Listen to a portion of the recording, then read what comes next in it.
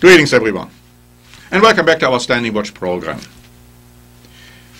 We have been warning for years now that a possible outbreak of a war in the Middle East could be in the making, and that Israel and Iran might play important roles in this development.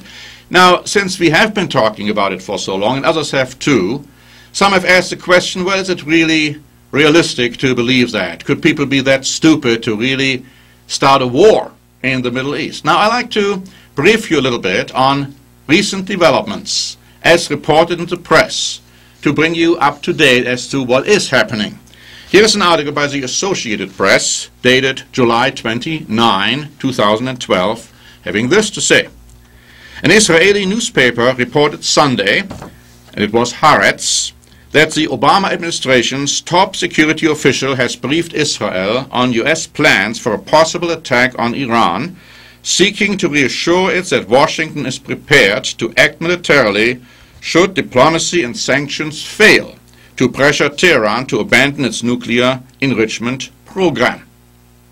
Haaretz said National Security Advisor Tom Donilon laid out the plans before Israeli Prime Minister Benjamin Netanyahu during a dinner at a visit to Israel earlier this month. It cited an unidentified senior American official as the source of its report, which came out as presumptive Republican presidential nominee Mitt Romney was telling Israel he would back an Israeli military strike against Iran. The American official also said Donilon shared information on U.S. weapons that could be used for such an attack and on the U.S. military's ability to reach Iranian nuclear facilities buried deep underground, the newspaper said. It cited another U.S. official involved in the talks with Israel as concluding that the time for a military operation against Iran has not yet come. And then, of course, there are the usual denials saying, oh, well, that wasn't really said, and maybe it was said, but we are not going to comment. But this article goes on to say, Israeli leaders have repeatedly said they would not contract out their country's security to another nation. In Jerusalem on Sunday, a top Romney foreign policy advisor told reporters if Israel has to take action on its own in order to stop Iran from developing the capability to build a nuclear weapon, the governor would respect that decision. Romney also thinks the option of a U.S. attack should also be on the table. Now, that was an article, as I pointed out, dated July 29. Now, here's another one by Newsmax, one day earlier, July 28, saying this. The chairman of the House Intelligence Committee, Mike Rogers, has now stated publicly that Iran and its agents masterminded the recent terror attack on Israeli tourists in Bulgaria. Rogers stated flatly, I believe there were certainly elements of Hezbollah involved, and I believe it was under the direction of their masters in Iran. And former UN Ambassador John Bolton has urged Israel to retaliate directly against Iran for this barbaric attack. Such an attack, experts fear, could escalate quickly into a wider military action against Iran's nuclear weapons program. Meanwhile, Iran is also looking for support for the regime of Syria. The Iranian people have an unchangeable stance on Syrians and will always stand by them, the Iranian's vice president is quoted. Iran appears to be on a collision course with Israel, the US, and other Western allies. The implications of a crisis in Iran are grave. Former US National Security Advisor Brzezinski has warned, and I'd like you, ladies and gentlemen, to listen to this very carefully, that an attack on Iran could lead to a series of events that devastate the global economy. We shouldn't think that if a war breaks out in the Middle East between Israel and Iran and other nations perhaps being involved, that this wouldn't have devastating repercussions and consequences for our entire Western civilization. But how real is that possibility? Now, I'd like you to listen very carefully to an article which was published on August 1, 2012, not necessarily by the Western press. I haven't seen it there, but it was published by Debka, D-E-B-K-A, having this to say. On July 27, just before Friday's prayers, Iran's supreme leader, Ayatollah Ali Khamenei, summoned top Iranian military chiefs for what he called their last war council. We will be at war within weeks, he told the gathering. Present were Defense Minister, and I hope I'm not butchering all the names now, General Ahmad Vahidi, Khamenei's military advisor, General Yada Rahim Safavi, Armed Force Chief Major General Sayed Hassan Firuzabadi, Revolutionary Guards Corps Commander General Mohammed Ali Jafari, and Al-Quds Brigade's Chief General Qasem Soleimani.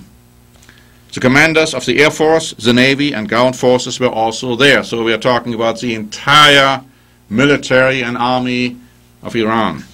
Each of the participants was tapped to report on the readiness of his branch or sector for shouldering its contingency mission. While retaliation has been exhaustively drilled in regular military exercises in the last year, Khamenei ordered, notice the wording, ordered the biggest fortification period in Iran's history to save its nuclear program from even the mightiest of America's superweapons. Rocks are being gathered from afar, piled on key nuclear installations, covered with many tons of poured concrete, and finally plated with steel. That same Friday, the U.S. Air Force unveiled its new massive ordnance penetrators. Each bunker buster weighs 30,000 pounds and is able to penetrate 60 feet of reinforced concrete. Turning to retaliation, the War Council endorsed a battery of paybacks for potential U.S. and/or Israeli preemptive strikes against its nuclear program. They would start by announcing enhanced uranium enrichment up to 60% that is close to weapons grade. Oft-tested ballistic missiles would be loosed against Israel, Saudi Arabia, and American, Middle East, and Gulf military installations. Hezbollah in Lebanon and Hamas and Jihad Islami in Gaza stand ready to pitch in against Israel with attacks from the north and the southwest.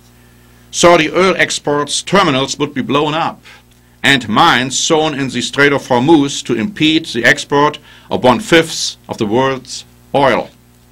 Khamenei put before his War Council a timeline of weeks for the coming conflict, September or October 2012. Now, regardless of the timeline, and regardless of the propaganda on both sides, the question is, will there be a war involving Israel and Iran?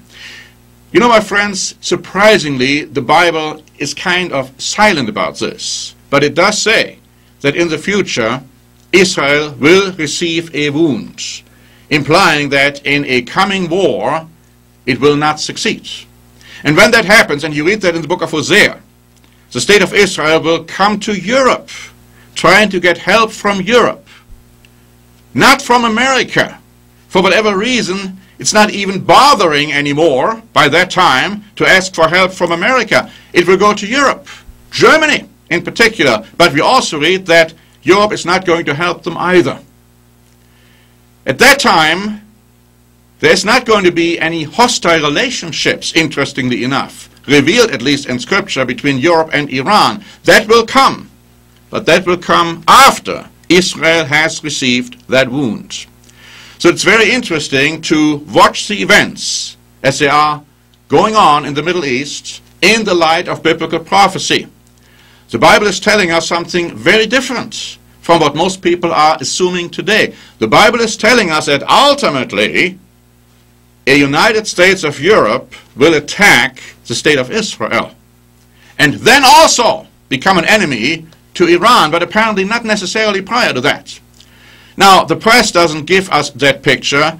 Certain developments don't seem to paint that picture, but if we are understanding the Bible, and if we are understanding that God must be true while every man may be a liar, then we should look into the future based on what the Bible tells us.